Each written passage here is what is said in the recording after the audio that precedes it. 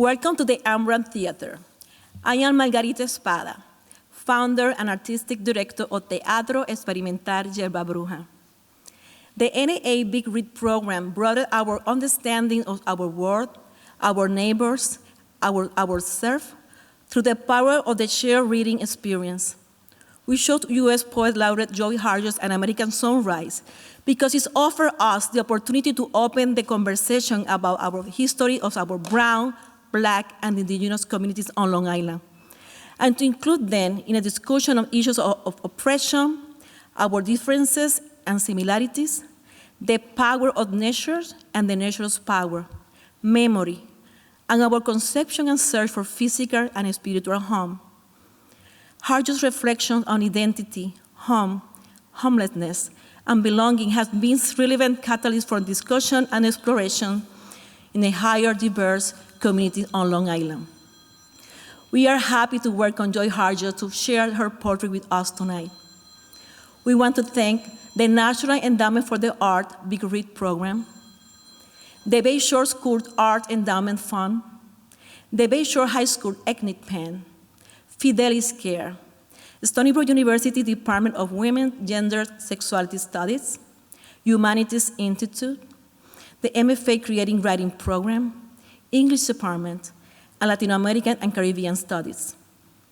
Thank you, community partners, and my board of directors for the financial and in-kind support that made this program possible. And now, please welcome Denise Silvet-Dennis, representing the Chena Connection.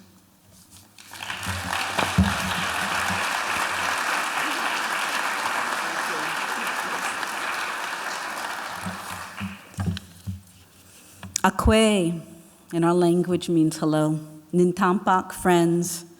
Denise Kwa Widamo, Natusuis, Silva Dennis Nichapayawunk, Shunikak Kwa Hasanamisko Nip Monk. Shunikak Nitap is where I live, and I just told you where I'm from in our ancient language. I wanted to, on the behalf of the Shunikak Nation, as a member of the General Council, and what I sometimes call myself is a MCOT, which means mother of the one of the Council of Trustees members.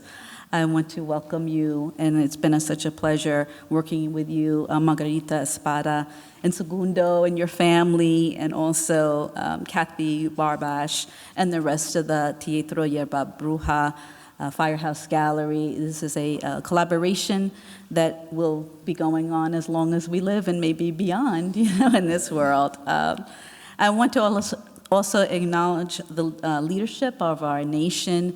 If our nation leaders are here tonight, I know they intended to be. If you're here, there's Brian Polite, Vice Chairman Randy King, Secretary to the Council Kelly Dennis, Secretary to the General Council Jermaine Smith, Treasurer Seneca Bowen, and Sunk Squaw Linda Franklin. No one can really organize this type of event all by themselves. So I also want to take the time to acknowledge the planning group and welcoming group that I've been working with. And I hope that the General Council and the Council, you can just raise your hands, and the people who have been helping us plan, sometimes on Zoom, and we did it, through COVID.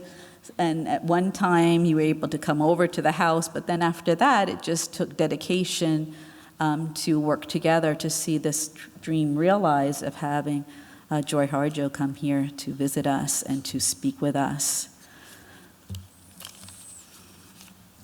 I want to also deliver a land acknowledgement, and I want to acknowledge that it was a cousin who wrote this on behalf of all of us, and it's Holly Hale Thompson. And by the way, everyone who worked together are members of the Shunikak Nation and some other nations as well who will work together and get those bonds together. Makwantash iyeyon kun siko you, remember us thou, me as unto our sacred hills, which is Shunikak Hills. Hakame in our Shunikak language is one of those words that's used even as our own language has been banned It's our word for welcome. There's a lesson to be appreciated by the fact that mainly that our Shinnecock people often say hakame regularly to our relatives daily in thanksgiving to the water, the air, the soil, fish, animals, plants, trees, the four-legged, the winged ones at the hand of the Creator. We're gathered in our sacred Shinnecock Hills tonight. I welcome you tonight to the Shinnecock land. Our people live freely in these Shinnecock Hills, right where this college is, right where this auditorium is, until 1859, the time when my own generation's great-great-grandparents were just children. And just because the Long Island Railroad, Southampton Town, the movers, the shakers and takers, including the likes of Samuel Parrish, forced my people to be relegated to the neck of Shinnecock, that could neither sever nor remove these sacred hills from us or dismiss us from them. Maps, deeds, titles, boundary lines, treaties, edicts come and go. But you know what? The indigenous people and the land to which we belong is forever and ever and ever. Oh.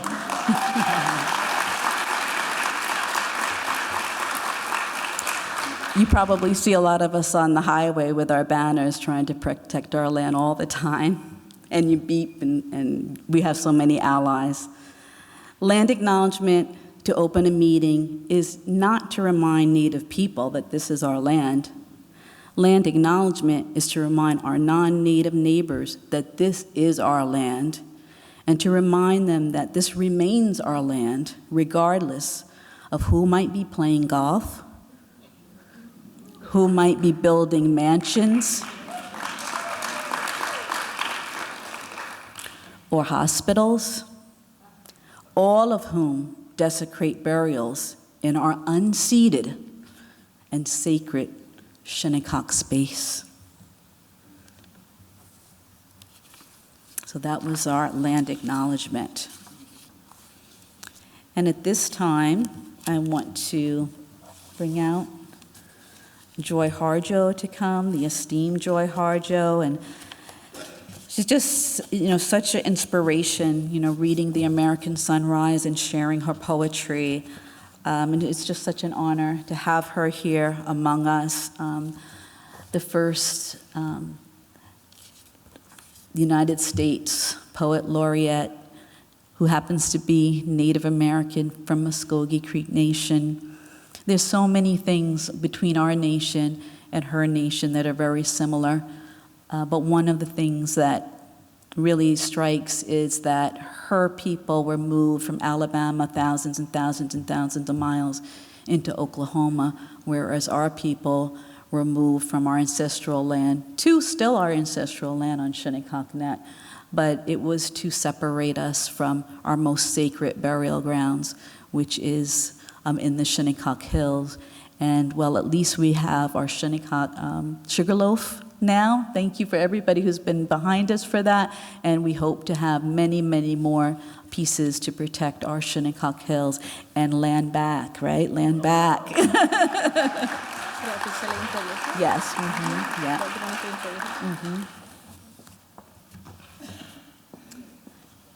And we're going to be having Joy come on out in a moment. Here she is. Thank you. Instead of the drummers now? Yes. Mm-hmm. Also, thank you. We're also going to call on the drummers to come out. And come on up from, if you're in the audience, please. So where should I go?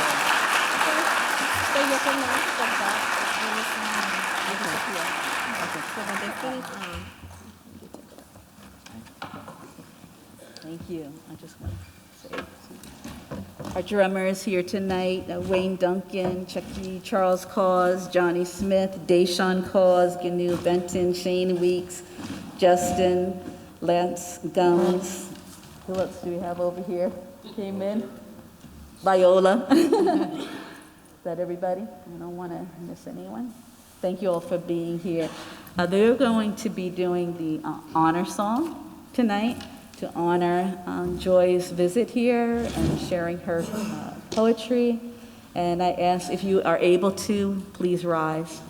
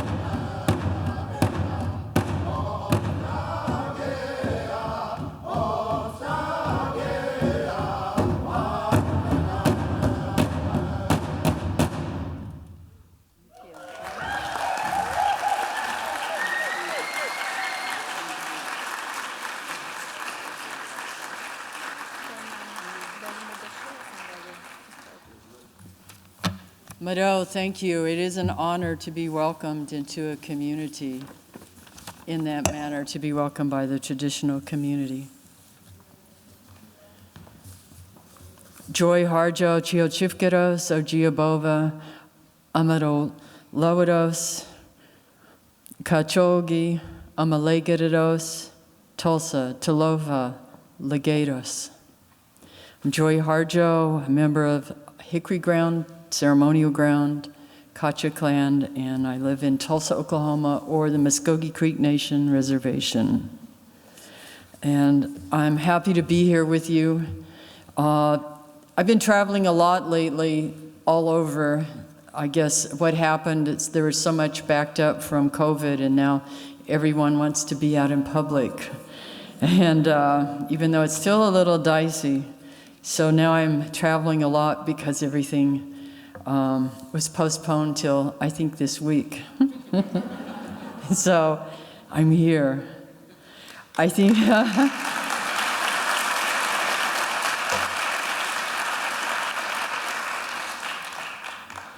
so every community, this whole country is really is Indian country, and there are keepers of the lands. There are altars in these lands. There are places that the indigenous people have always taken care of and still take care of unless they've been forcibly removed from those places. But the altars remained, and we are still charged, every human being is charged with being a keeper of this earth. Because essentially, we are the earth. We are not separate from the earth. So I like to start out with a song to acknowledge the original peoples here and to say, Meadow, thank you for welcoming me. And it's also a prayer that your communities and the people do well and find their way in these very challenging times that we're all in together as the earth.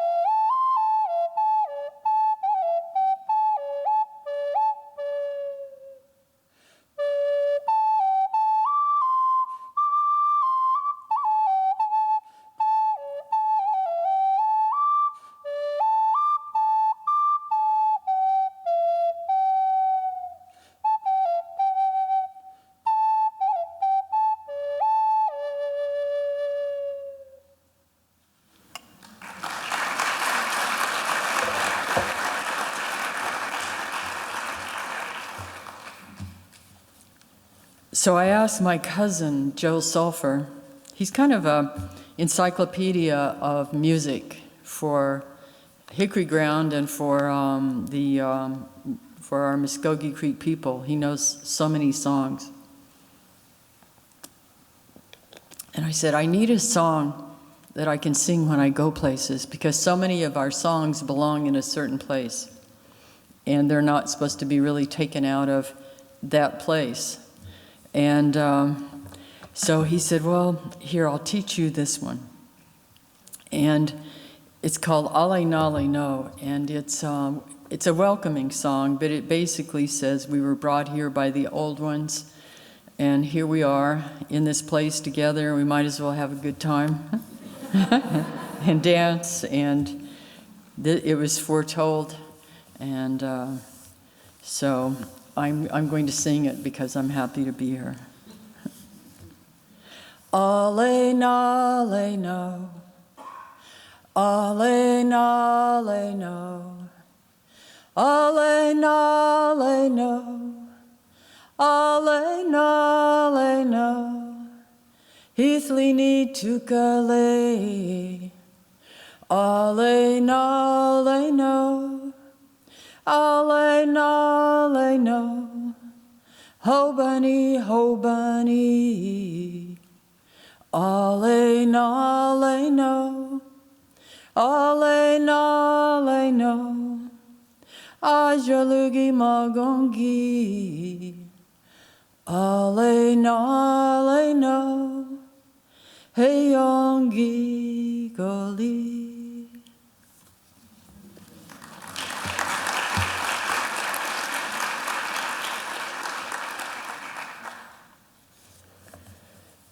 So this poem is called For Calling the Spirit Back from Wandering the Earth in Its Human Feet.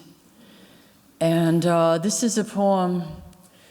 I wrote it because sometimes we get lost on the way, or we lose parts of ourselves. We come up through our communities, in families, and in our generations. Each generation makes a kind of person, and sometimes in the struggle we lose parts of ourselves. And we start even to grieve, and we may not know what we're grieving for, but we all carry so much, so many contradictions, historical trauma, and right now we're going through so much, in a country, on the planet Earth, with climate change and pandemic roaming the world, and injustice roaming the world, and this racial hatred, and being fueled by people who are supposed to be in positions of leadership. And I thought leadership, even in the name leadership, meant that you were to provide a pathway of beauty and common sense.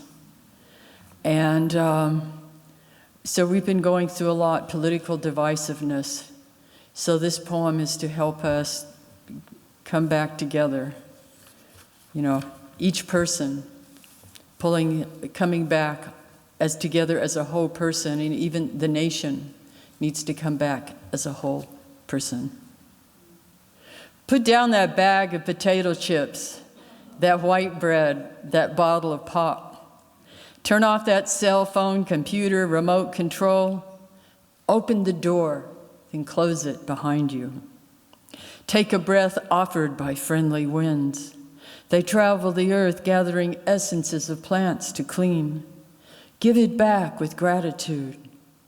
If you sing, it will give your spirit lift to fly to the stars' ears and back. Acknowledge this earth who has cared for you since you were a dream, planting itself precisely within your parents' desire.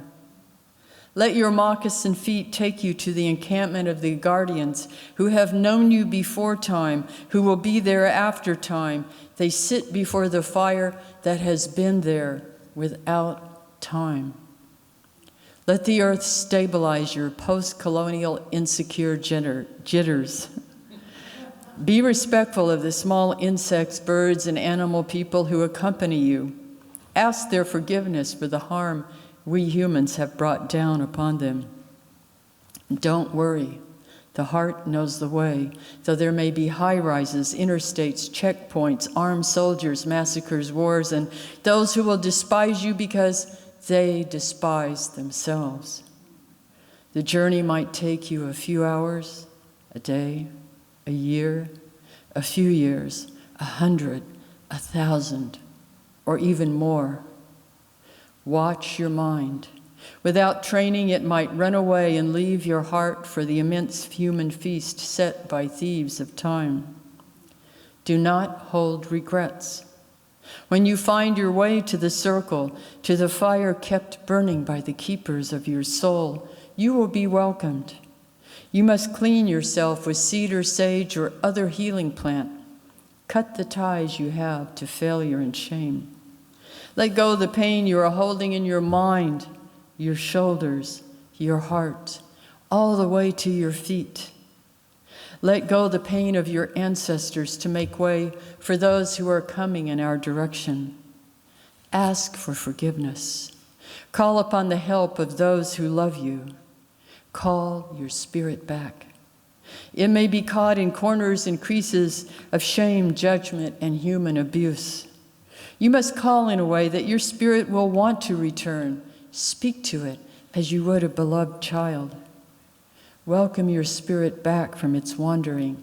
It may return in pieces, in tatters. Gather them together. They will be happy to be found after being lost for so long.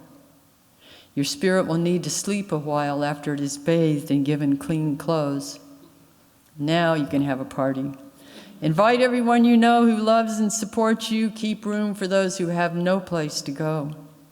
Make a giveaway, and remember, keep the speeches short. Then you must do this. Help the next person find their way through the dark.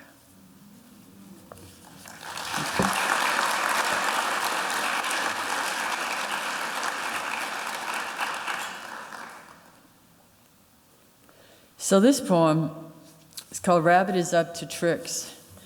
And Rabbit is a trickster figure in our Muskogee tradition and a lot of the West African traditions also. So Rabbit always shows us our human foibles and often, you know, every culture has tricksters, clowns, and they are often near the seat of power. We need them near the seat of power because they remind those who are holding power that the power doesn't belong to them, that it was given to them to share. And every person comes into this world with a gift, or even, you might even want to call it a power, something that was given to them. And it is able to blossom. It blossoms when you share it. You develop it and share it. But sometimes, in very strange times, the trickster winds up sitting in the seat of power. I'm not going to name names. I was told as poet laureate that I have to behave. My laureateship ends the last Friday of this month.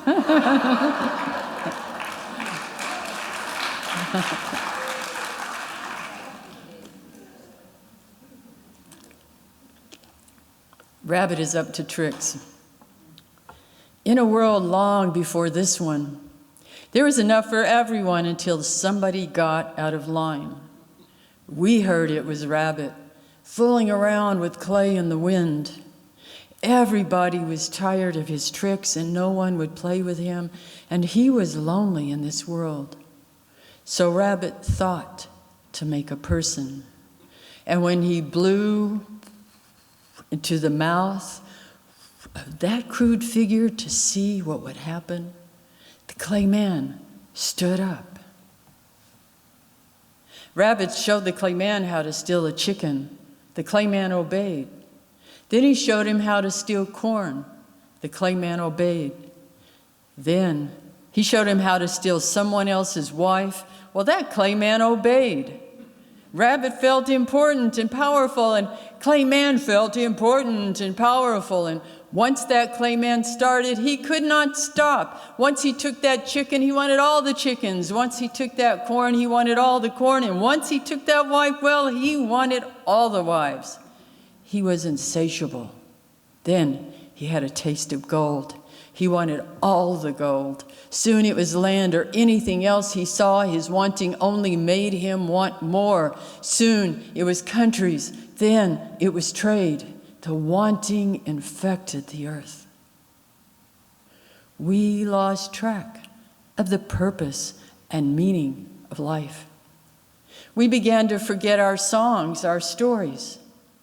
We could no longer see or hear our ancestors or talk with each other across the kitchen table.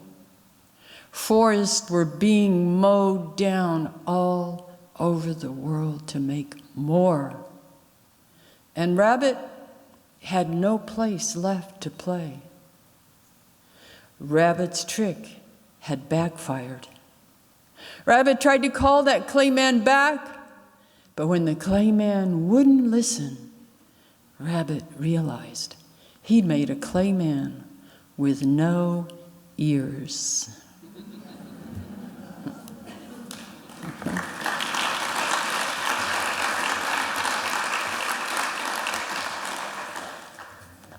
So I think a lot of you have been reading An American Sunrise, so I better read some poems out of there. This book started, I did not have plans to write a book of poetry right away. I was working on the anthology of Native poetry with a team of all the experts were Native poets. You see, when the light of the world was subdued, our songs came through a Norton anthology of Native nations poetry. And I was working on other projects. And at that, I was living, and we went to, my husband, who's also in Muskogee Creek, we went to, I accepted a job at UTK, University of Tennessee, Knoxville, because we would be in our homeland area, and we went all over We went all over that area down. We have a strong family ties down in the Columbus, Georgia area. And we were driving around with this historian. He said, that's Patty Carr's, one of Patty Carr's houses. And Patty Carr was a great uncle of mine who had the largest horse racing establishment on the eastern seaboard before removal. And yeah, think about that when you think about Indian removal, because we have, I think with history, we flatline so much history, you know, flatline images of natives, flatline images of people at the border. You know, there's so much of this flatlining, and you don't see that people are human beings. And so we've been going around to these places, and what do you do with that? I mean, here we were excited about going back home. We think, oh, okay, we're going to do one more semester here, and we miss home because we were removed, and our tribal nation is in northeastern Oklahoma. And I'm thinking, what do I do with that contradiction? Our people we fought Andrew Jackson. We fought so hard against removal and came back into these beautiful lands, and we could feel the story roots were there. I mean, I went to where I'd heard about the tie snake, and there was where the tie snake's house in the Chattahoochee River. You know, all these story roots. But then the people aren't there. And then we're excited about going back, and what do you do with that? Because they fought so hard. And that's when I went outside and looked at it through the trees, and my spirit asked me, what did you learn here? So this is the poem that really started the book, How to Write a Poem in a Time of War. There's a couple of voices here, and I was thinking about that, you know, all the history there and how people had been force-walked and, you know, pushed out of their homes by gunpoint. I've read a lot of those reports where the soldiers would come in, and then the settler families would be sitting right there, and then as soon as they were pushed out by gunpoint, would go in and take over the houses. I'm sure they took over the racetrack. That's something else I need to research, what happened to that racetrack. I'm just curious. And then go back and claim it and reopen it. No.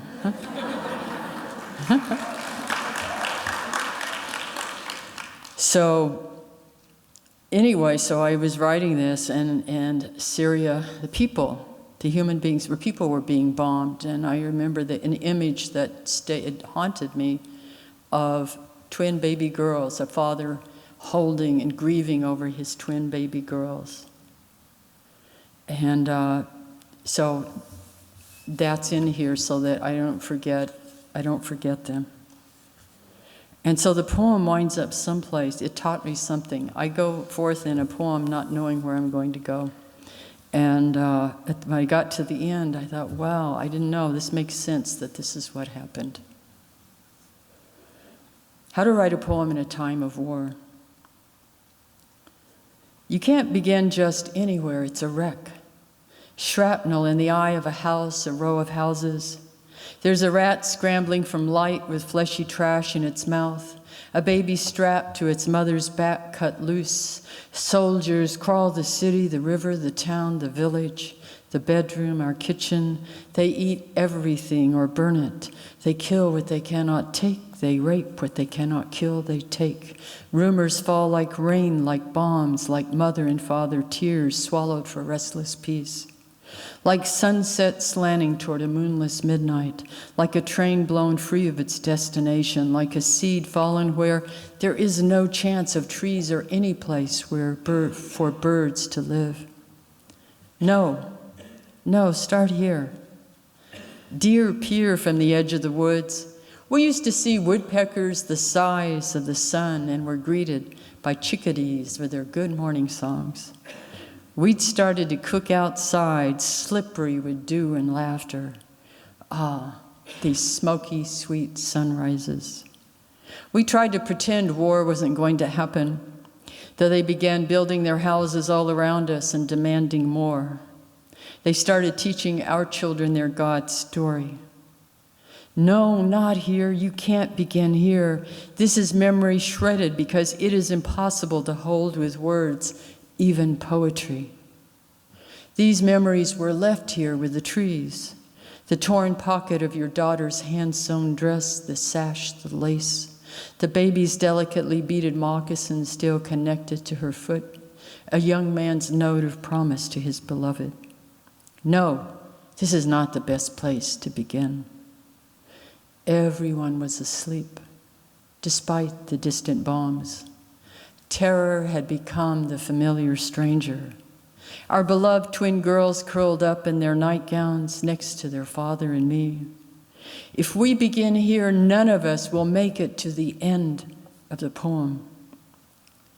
Someone has to make it out alive, sang a grandfather to his grandson, his granddaughter, as he blew his most powerful song into the hearts of the children.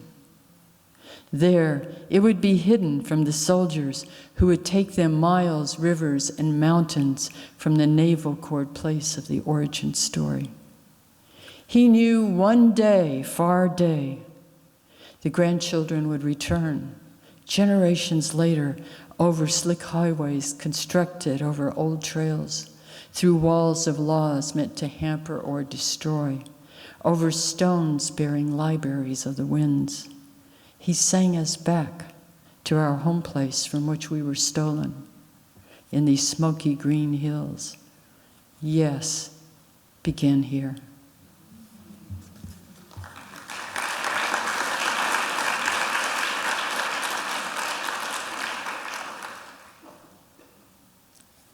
Here's a little poem, A Refuge in the Smallest of Places.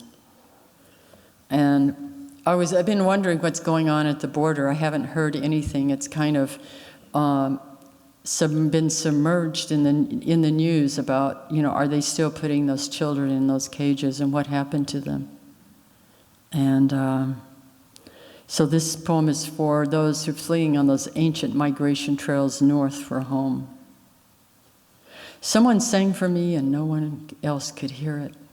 When I had given up and made knife marks on my arm or drank and gave myself away or was given. Someone sang for me and no one else could hear it. When demons came with ropes and cages to take my children from me and imprison us. Someone sang for me and no one else could hear it. Now I am here in this timeless room of poetry, gathering up the destroyed and the forgotten, because of the song someone sang that no one else could hear but me.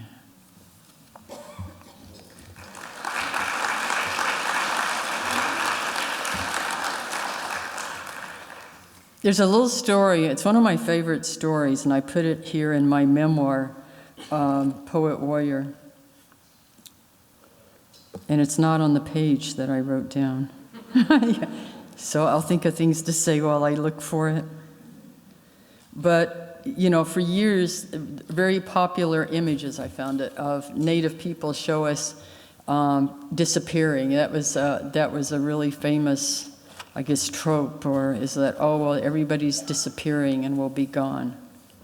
And yet, that's not what happened, no matter relocation or any of the other government programs meant to diminish or destroy us.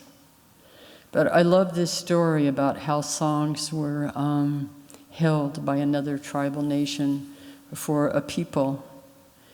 And I remember reading about, I worked with Sven Hawkinson for some time. He's a Sukpiak, or a Lutik. I guess their real name is Sukpiak. I knew him as Lutik.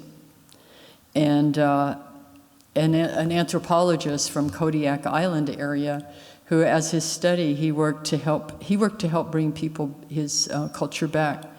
And I remember him talking about even going up into some of those Siberian villages that were still in their, they still had their culture almost intact, and living with them and learning from them.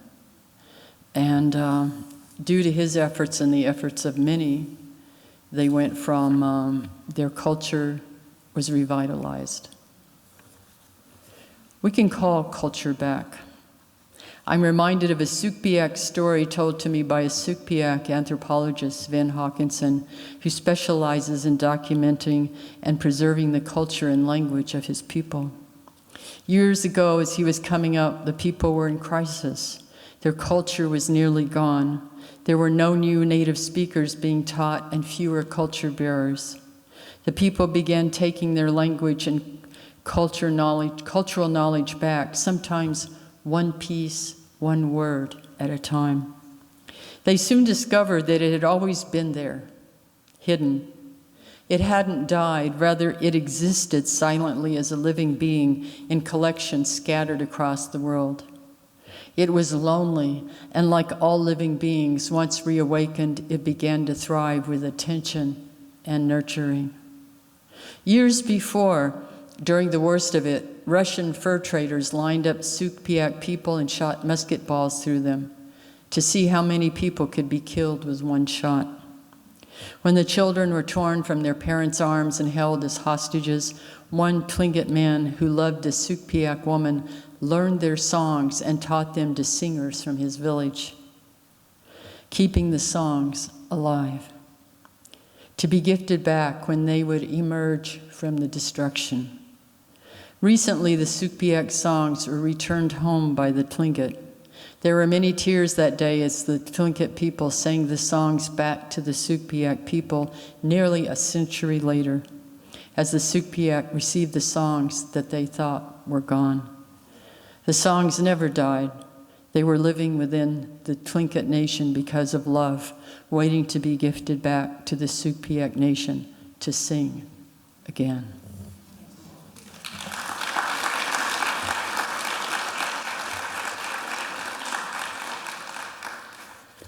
I'm going to read a new poem. I don't really want it recorded yet. It's brand new. I read it for the first time this morning. I wrote it in my hotel room with the rain and the wind and everything, and it surprised me because, of course, I was reading the New York Times, and there was an image taken in a town in, I don't want to say the name wrong, in Ukraine. There was a loaf of bread on a bench, and 2 people had been killed by mortar who'd been sitting on that bench. But this place, it could happen in any war. This could be a couple, this could be a father and a daughter, sitting there in any of our native nations in wars all over the world. An ordinary morning. We left for the park a little later than usual, my old father and me, though we knew the war was on us. Blood hunger has an endless stomach. I wanted to keep the morning from its mouth. He needed his walk to soften his joints, and we had a daily appointment with the birds. New green was peeking from the winter earth. The birds who had not scattered to the forests after the first detonations kept to their early spring rituals. Like us, they were beginning to sing their spring songs and were making new ones. We cannot let war steal everything. In the park, my old father, hobbled by an older war, by worries over the evil let loose among us, found joy in watching the children feeding the birds and telling the stories he never tired of. And we who loved him, well, those old stories made a circle of knowledge and affection. We bought a loaf of bread. The baker stayed on to help keep the ritual of our lives fastened into place. Our genealogies of bones are stacked in the graveyard and live in the stories we shared this morning, the baker and us. We will go on, even if there is only one standing in a sea of blood and loss, one who will tell the story of who we were and how we fought for an ordinary morning like this one, when the earth was beginning to awake from its cold season. Old Father, you tore off a piece of bread for the birds gathered at your feet. They knew to find us here. This park bench, this prayer of blessing for the continuum of living. The fire took you first, O Father. I was stunned. The sun exploded. Then I was gone, following you, the way I always did, first with my eyes, then when I learned to toddle. A bird with breadcrumbs in its beak fled to the top of the closest standing tree. My mother, your wife, was a girl again. Then you left the wedding feast as you walked hand in hand to begin a story. I was a thought in the shape of a spring flower emerging through a blood-soaked earth. How we lived and lived and lived and loved our living. We did not want to let it go.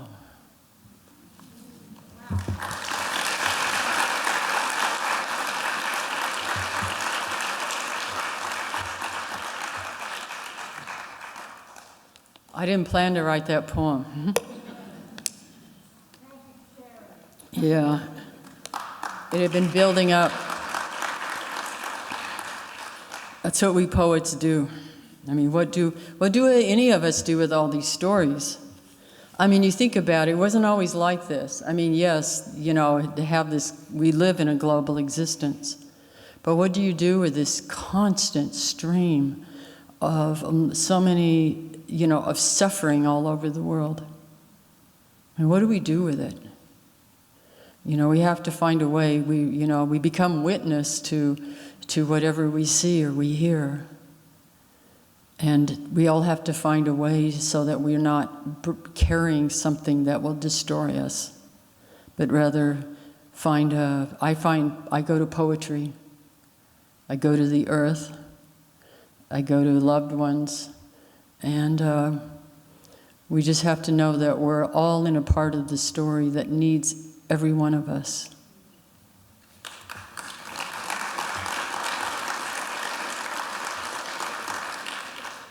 This is my, I shouldn't say favorite poem, but it's one of my favorites in An American Sunrise. And if my husband were here after I read this, if my husband were here, then the audience would come up after to look at his feet. So it's called My Man's Feet. But it's kind of an ode, but it's a love poem, but it's also a poem about layers of history that we walk through every day. And I wrote it when we were there thinking about all the, certainly walking on the Trail of Tears, but all of these layers of history. My man's feet. They are heroic roots. You cannot mistake them for any other 6-foot walker. I could find them in a sea of feet, a planet or universe of feet. They kicked the sky at birth in the town his great-grandfather found. My man's feet left childhood past the mineral grit of an oil flesh bust to these atomic eastbound lands. His feet are made of his mother's spiritual concern and of his father, historic and mindfully upright. What walkers! From mound builder steps that led to the sky maker, past Spanish galleon, stagecoach, and railroad snaker. One generation following another. No other feet but these could bear the rock-stubborn, loyal bear, towering intelligence, and children picker-upper. That is the one who owns these feet. What an anchor his feet provide for his unmatched immensibility and get-up-again-ality.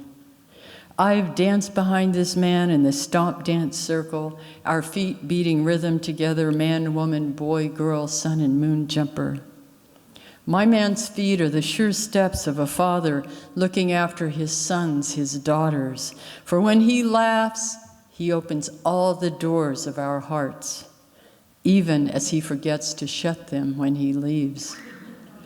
And when he grieves for those he loves, he carves out valleys enough to hold everyone's tears with his feet, these feet, my man's widely humble, ever steady, beautiful brown feet.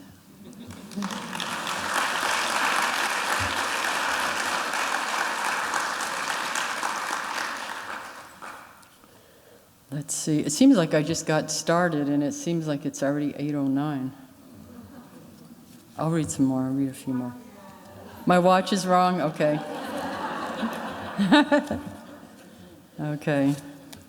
I might cut parts of it out, so don't be alarmed if you've read this poem and you think, why did she not? It's a long poem, Washing My Mother's Body, but I've had a few requests for this poem. Yes. Is that Brianna? Yeah. It's for Brianna. So here I was writing along, doing these poems based on my father's side of the family, and then here comes this poem. I didn't expect to write this poem either, and but you know how things build up in you, and it had always bothered me that I didn't get to wash my mother's body. I was with her the last months of her lung cancer, and she never looked like anyone who was dying. And in fact, she would always eat 2 desserts, you know? And that morning, I remember I called the hospice worker. I won't go into all the story, but I realized from that moment on, I began my role of midwifing her to the other side. And I remember when the hospice worker came in and looked at her and said, oh, she doesn't look like she's going to die. She didn't say that, though. She just said, maybe she just caught something. And within half hour, she was gone with all of us around her. So it was a beautiful death. And, but immediately, you know, my sister called the funeral home. I wasn't in there. I was in there with my mother, kind of singing and talking to her spirit and with her body, sitting with her, kind of sitting sentry with her body. And I decided I'm going to wash my mother's body. And then next thing I know, here are these men in suits, which is unusual. We don't usually see men in suits in our home. And here are these men in suits coming to take her. Strangers. To me, that struck me as like, wait a minute.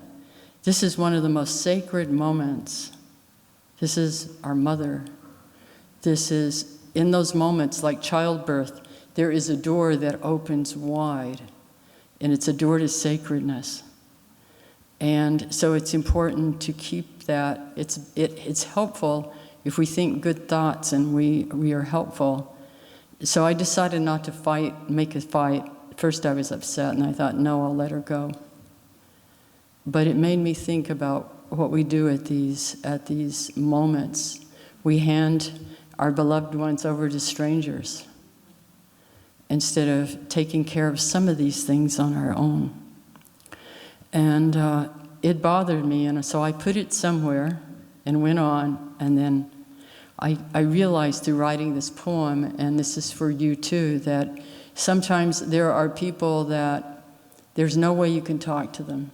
They might still be living, and they're kind of dead to you because you've reached an impasse, but sometimes you can sit and write. You can write it as a poem, you can write it as a story, a letter, but you can talk to them that way.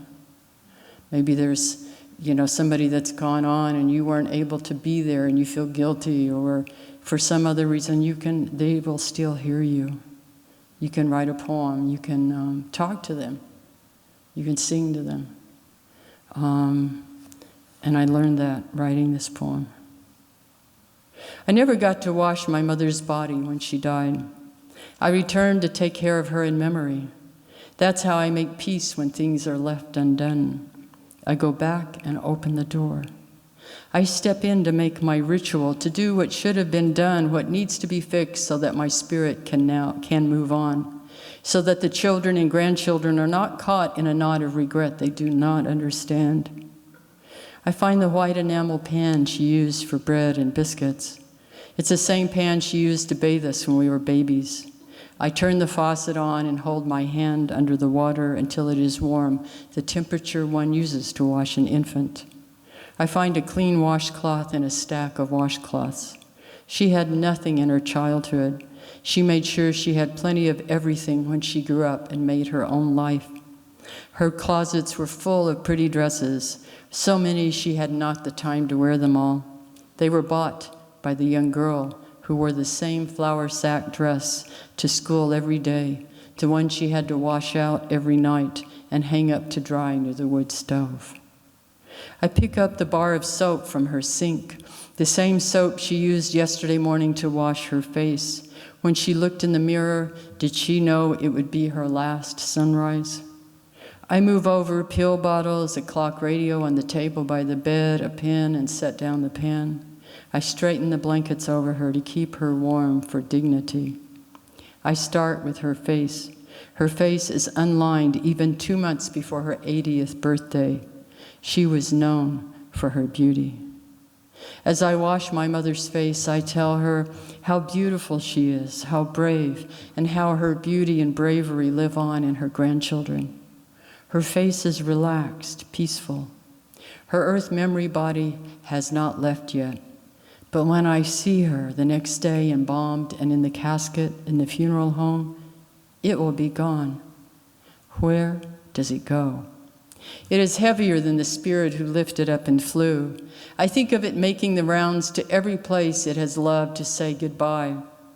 Goodbye to the house where I brought my babies home, she sings. Goodbye to June's bar where I was the shuffleboard queen. I cannot say goodbye yet. I will never say goodbye. I lift up each arm to wash. Her hands still wear her favorite rings. She loved her body and decorated it with shiny jewelry, with creams and makeup. I am tender over the burn scar on her arm from when she cooked at the place with the cruel boss who insisted she reach her hand into the fryolator to clean it. She had protested it was still hot and suffered a deep burn. That scar always reminded me of her coming in from working long hours in restaurants, her uniform drenched with sweat, determination, and exhaustion. Once she came home and I was burning up with a fever. She pulled out the same pan I am dipping the washcloth in now, only she's added rubbing alcohol to bring the fever down. She washes tenderly, tells me about how her friend Chunky left her husband again, how she knows her old boss, a Jewish woman who treated her kindly, has cancer. She doesn't know how she knows. She just knows. She doesn't tell me that. I find it in a journal she has left me, a day book in which she has written notes for me to find when she is gone. I wash her neck and lift the blankets to move down her heart.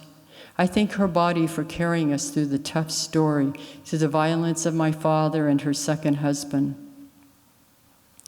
The story is all there in her body. As I wash her to prepare her to be let down into earth and return all stories to the earth. My body memories rise up as I wash. I recall carrying my 2 children, rocking them and feeding them from my body, how I knew myself as beloved earth in that body. I uncover my mother's legs. I remember the varicose veins that swelled like rivers when my mother would get off a long shift of standing and cooking. They carried more than a woman should carry. A woman should be treated like a queen. Traditionally, we treated our women with that kind of respect, my Creek husband tells me.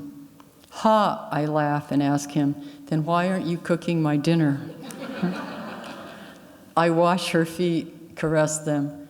You will have some rest now, I tell my mother, even as I know my mother was never one for resting. I cover her. I make the final ring of the washcloth and drape it over the pan. I brush my mother's hair and kiss her forehead. I ask the keepers of the journey to make sure her travel is safe and sure. I ask the angels with whom she loved and with whom she spoke frequently to take her home. But wait, not before I find her favorite perfume. Then I sing her favorite song softly. I don't know the name of the song, just a few phrases. One of those old homemade heartbreak songs where there's a moment of happiness wound through. And then I let her go.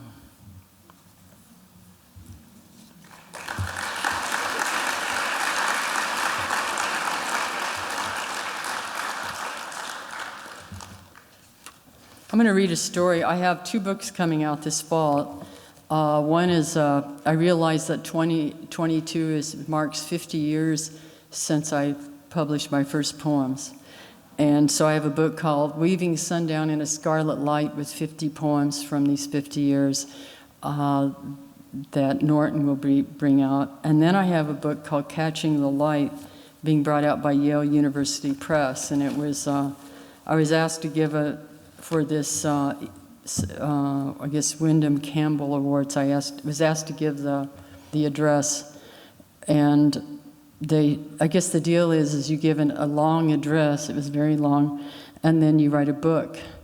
Well, I decided to write the book first, but I wrote it in 50 vignettes, and I did it while I was traveling. And this is one of the vignettes.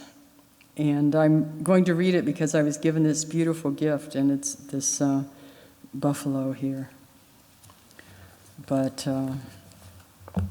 so it's just a little vignette. It's about writing. It's for their series, Why I Write series.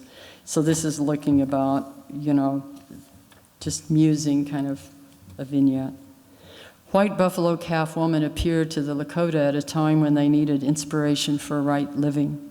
John Fire Lanedeer wrote in his 1972 autobiography, Seeker of Visions, A Life of a Sioux Medicine Man, that in those times they knew nothing. The buffalo woman put her sacred mind into their minds. She appeared to be Lakota in both a human form as a beautiful woman and as a buffalo. She brought them to the sacred pipe, corn, wasna or pemmican, and wild turnip, and she taught the people many things, showed them the right way to live. When she disappeared, she said she would return every generation cycle. I visited the white buffalo born in Janesville, Wisconsin on August 20th, 1994. The birth was understood by many as the return, as promised, of white buffalo calf woman. Shortly after the birth, on September 13th, Arvo Lookinghorse, caretaker of the white buffalo calf woman pipe, was quoted in the Beloit Daily News as saying, while he prepared for a ceremony at the Janesville farm, "The prophecies are being fulfilled. We are starting to see a coming together of people going back to the natural ways." There are always signs. When I lived in northern New Mexico, the story traveled the community that the face of Jesus had appeared in a tortilla. It was considered a miracle, and parishioners came from all over New Mexico, even as far as Mexico, to witness the miracle, to be blessed by it. Many miracle cures were attributed by visits to the burned tortilla altar. Perhaps a poem is a sign made manifest. Certainly they can be miracles. Ask any poet. A miracle occurred once in an Indian bar in Milwaukee. It was told to me one night as I sat in that bar, this is when I was younger. It was told to me one night as I sat in that bar with the locals, all of us tipping back our drinks with youthful bravado. It had begun snowing, a blizzard was predicted. The way it was told to me was that it was a night just like this one, in the middle of the week, no payday in sight, just the regulars. The door opened and a mysterious young Indian woman in a red dress suddenly appeared. The wind blew the door shut, a snowdrift formed, and she walked through to the counter to order a drink. No one knew her. She didn't look like she belonged to the local Indian families, but she was definitely Indian. Her beauty gleamed and her startling red dress spun and shone in the yellow lights of the bar. The regulars elbowed one another, daring each other to be the first to ask her name, to find out where she came from and who her family was. The women bunched up as they eyed their competition. She ordered another drink, then walked to the jukebox and punched in a few songs with a quarter. She stood there with a drink until her picked song began its wail. It was a popular country western tune by Kenny Rogers, not the usual worn-out rock of the regular crowd. Then, this was the miracle. She stood on a chair and climbed up on a table in front of the music. She danced, and as she swayed, she took off her clothes. First her thin coat, not warm enough for a Wisconsin winter, then her shoes, her dress, and everything. She danced as Rogers sang how his beloved Lucille left him with 4 hungry children and a crop in the field. No one could believe the vision. This was a crowd that had seen everything: their land stolen, starvation, massacres, children taken away, and returned shorn of memory. Everything. They were all stopped by the miracle. When the song was over, the spell was shattered. The red-dressed woman was naked and shivering. An older woman who would otherwise have been home watching her grandchildren helped her get dressed. All the men ran over to the jukebox, fed it with quarters, and punched that song for replay. I always wondered what happened to her after her dance on the sticky worn table in the bar on a night when the bar was the only place open for miles around, when no flights were coming in and out and the power lines had all fallen. Did she make it home? How did anyone make it home? Did she make it to where she was going? Did someone lend a hand, or was she ambushed? I have kept a place in my heart for her all these years. In that place, she shines and spins because she is nourished. Her children are returned to her because she went through rehab. Her family stopped drinking, came together as they practiced ceremonies they had walked away from after they were deemed evil by those earliest Indian schools and churches. When I remember her, I see tall stands of pine trees around a clear, deep lake. It is early in the morning and the sun is casting flickers of light through the trees. I can hear her singing.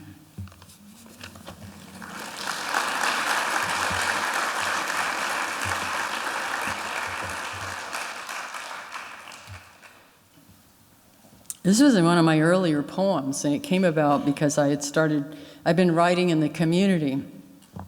As my first my writing community was, I was a member of the Kiva Club, which was the Native Student Club at the University of New Mexico, and I was on my way. I was studying art. My grandmother was a painter. My aunt, her sister was a painter, and that's what I was going to do. And I started hearing Native poets for the first time, and that blew me away. It's like, because I always loved poetry. I came to poetry through my mother's music, actually, and she would recite poems by William Blake, and but I became part of this.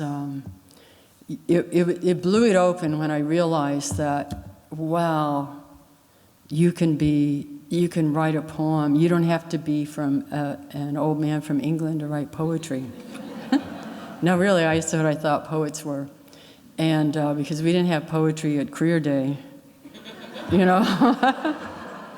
And, but it was, you know, it was amazing. You thought, wow, and so I started writing poems. I didn't know where it was going to take me, but I began to know without really understanding why that was my path.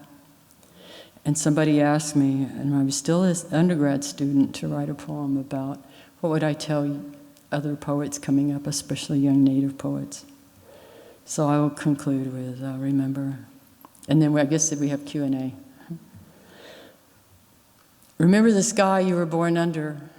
Know each of the stars' stories. Remember the moon, know who she is. Remember the sun's birth at dawn, that is the strongest point of time. Remember sundown and the giving away tonight. Remember your birth, how your mother struggled to give you form and breath, your evidence of her life and her mother's and hers. Remember your father, he is your life also. Remember the earth whose skin you are, red earth, black earth, yellow earth, white earth, brown earth, we are earth. Remember the plants, trees, animal life, who all have their tribes, their families, their histories too. Talk with them, listen to them. They are alive poems. Remember the wind, remember her voice. She knows the origin of this universe. Remember you are all people and all people are you. Remember you are this universe and this universe is you. Remember that all is in motion, is growing as you. Remember the dance that language is, that life is. Remember, remember.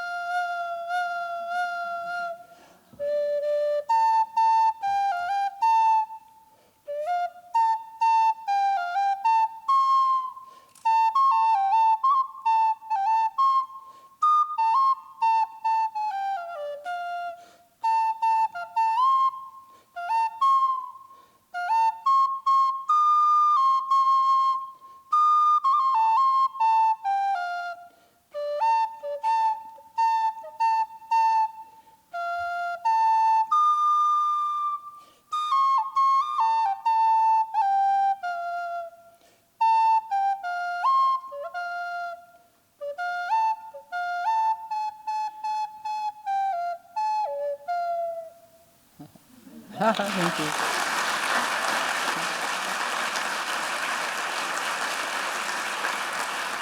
you.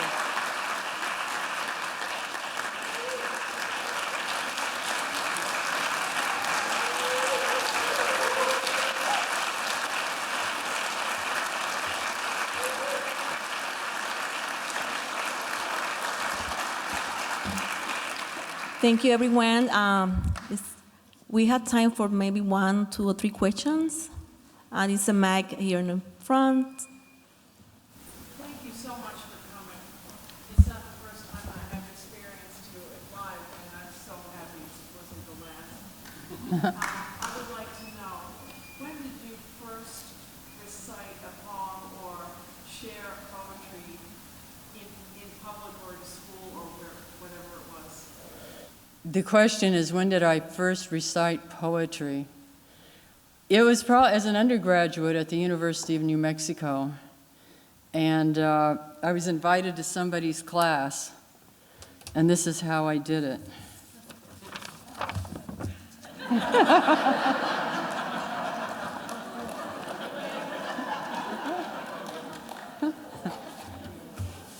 And it was shaking. When we were talking earlier, I knew that your international tour with Laureate was coming to an end, and we thought perhaps you'd return to do some painting. I was just wondering if you have any thoughts or certain poems that might inspire you to make some paintings, as I'm trying to get back into as well. Okay, yeah. So yeah, that's my plan. I'm doing way too much travel right now, but I do want to paint again, and I was thinking, like, I would like to paint that poem, How to Write a Poem in a Time of War. Like, put all those images in a painting. So I've been thinking about that. And so I've been saving big jars, and I've got I've got a studio. I was a Tulsa Artist Fellow, and I was just announced as the Bob Dylan Center Artist in Residence. That opens up in early May. It's in Tulsa. People are wondering, why is the Bob Dylan Center in Tulsa? And that's because the Woody Guthrie Center is in Tulsa, and the George Kaiser Foundation funded buying those archives, and they're funding they also bought Dylan's song archives, and so I will be there with, helping foster, especially in the community, growth of poetry, music, and so on. But yeah, I can't wait. I want to, I want to paint. It was rough coming out as a painter and having to learn to speak in public because, I could write a book. Maybe that's the third memoir, is how I overcame being terrified on stage. But yeah, so that's what I'm going to paint. Well, I think you paint with words. Yes, it's true. Yes. Hi, Joy. I just want to say thank you so much. And so I have a question. I'm a young poet. What advice would you give to young poets who really share their life experiences and their emotions through their poems? Okay, what's the last part? Advice to young poets who... Oh, who really shared their life experiences and emotions through their poems. What advice is... Okay. So what's behind, are you having trouble sharing them? I really would just want any advice, actually, just as a young poet. Well, I love poetry. I think the best advice is, one is to write and listen and unplug and be in the world and study, but also to don't compare yourself to anyone else. Don't try to write like you can learn from people and mentors. I have many mentors, and I've read a lot, and I admire certain writers, but don't try, just be yourself. And be yourself in your poetry. Find your way and honor your way. Thank you.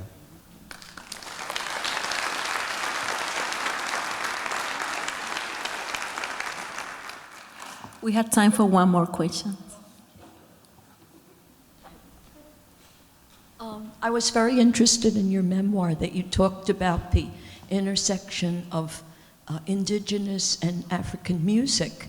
And this is not in jazz, and this is not something we're told a lot about in this country, of the roots of jazz as being very, very much influenced by indigenous music.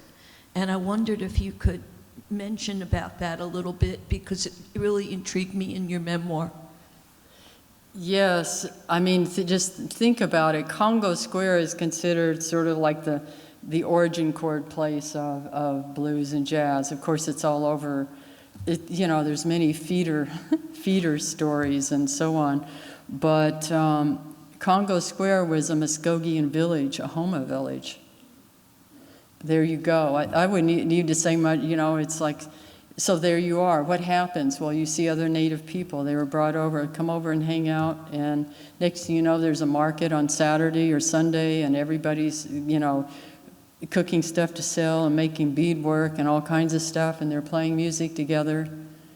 And that's I think that's part of it. And, if you hear Muskogean people's music, you can hear all of the elements of blues and jazz are also found in our music.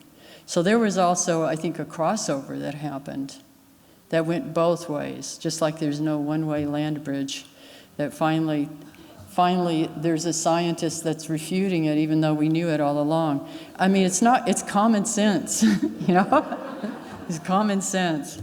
There's no one-way land bridge anywhere. But, so I'm working on a musical play, right? I'm supposed to be. It's overdue, because I've been traveling. I've got some of the songs for it, and but that's once I land after all this travel. I'm a artist in residence. I was artist in residence. We're moving it because I only went over there a couple of days for a theater squared in Fayetteville, Arkansas. But I'll be getting that play up and running probably within a year or so. Thank you.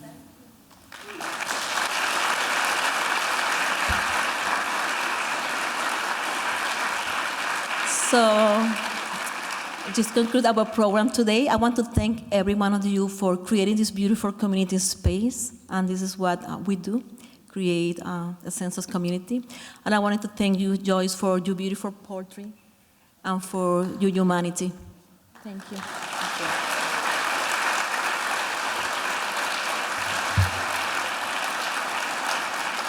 And thank Margarita, and there are many staff members, many people who were involved in putting this together and cooked some great food and sang the honor songs, and all the families and for this community.